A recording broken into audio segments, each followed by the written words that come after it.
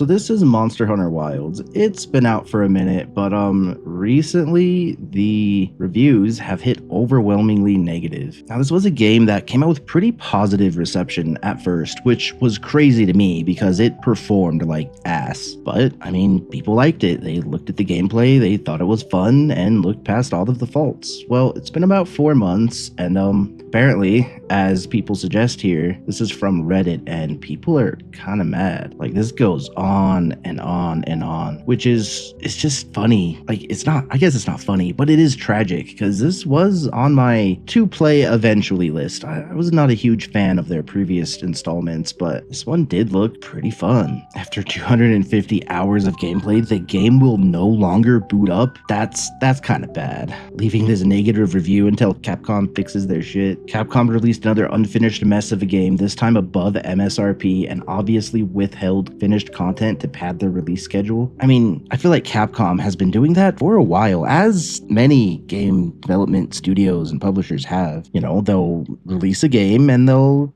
cut some content away. They'll release some of it back as a digital deluxe edition where you gotta, pay extra, upwards of $100 nowadays. And then over the course of 6 months, they'll trickle feed it back to you with paid DLC. Of course. This guy says Monster Hunter Milds. Way too short, too easy, too streamlined, too expensive, and runs like trash. Here's their graph, and you can still see it's mixed on the overall charts, which, is fine. But recently, it seems the community has really had enough of this. Guy says, my PC absolutely kills the recommended specs and still drops below 60 FPS and spikes below 30. That's criminal. To have a recommended specs but still not perform that well? The fact 7-year-old Monster Hunter World runs better, looks better, and won't crash compared to this is honestly just sad. Yeah, that's pretty bad. Here's an article on Forbes about it. So only 1% of launch players are still playing. That is a crazy number. All-time peak was over 1,300,000 players. But in the last 24 hours, at least when this picture was taken, or screen grabbed rather, was 17,000. Let's be fair though, 17,000 still a pretty modest player base, but that is super down from what it released at. PC Gamer here's the negative reviews paint a picture of a game plagued by crashes, stuttering, and visual glitches that sour the experience, if not completely preventing players from having an experience at all. Yeah, like that one review that had a bunch of upvotes, which means that's not the only guy that's unable to launch the game now. Despite releasing a slew of updates over the past few months, Capcom hasn't solved these issues for a large number of players.